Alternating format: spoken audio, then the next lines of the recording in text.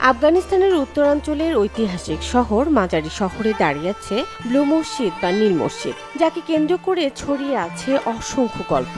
তিমুরির নকশা ও কারুকাজে নির্মিত এই মসজিদ শুধু স্থাপত্যের অনন্য নিদর্শন নয়, বরং আফগান জাতির গৌরব ও ধর্মীয় অনুভূতির প্রতীক। 1500 শতকে সুলতান হোসেন বাইকারা এই মসজিদ নির্মাণের নির্দেশ দেন।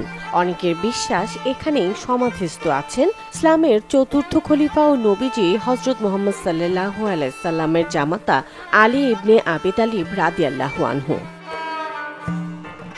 1866 সালে বাল্ক অবরোধের সময় মসজিদটি বড় ধরনের ক্ষতির মুখে পড়ে।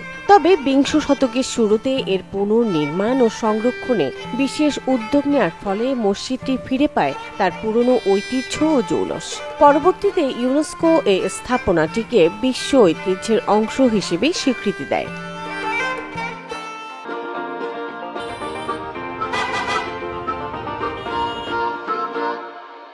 মসজিদের বিশাল প্রাঙ্গণ, ঝর্ণা, পায়রার নীর আর রোদে ঝলমলের নীল টাইলস একে করে তুলেছে মনোমুগ্ধকর।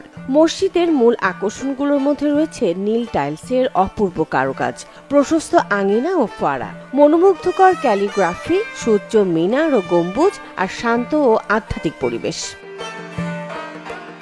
এই মসজিদকে ঘিরে প্রতি বছর বিভিন্ন সাংস্কৃতিক উৎসবের আয়োজন করা হয়। এর সৌন্দর্য উপভোগ করতে আসেন হাজারো দেশি বিদেশি পর্যটক, যা স্থানীয় অর্থনীতিতেও প্রাণ সঞ্চার করছে।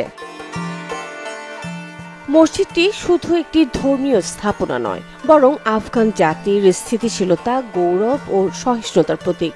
শতাব্দীর পর শতাব্দী পার হয়ে গেলেও এই মসজিদ আজও দাঁড়িয়ে আছে দীপ্তভাবে, যেন জানান দিচ্ছে সংঘাত, যুদ্ধ বা সময়ের ঝড় কোনোভাবেই মুছে দিতে পারে না আধ্যাত্মিকতার আলো। তাই তো নীল মসজিদ সমগ্র মুসলিম বিশ্বের ঐতিহ্য, ইতিহাস ও সৌন্দর্যের এক অমূল্য প্রতীক।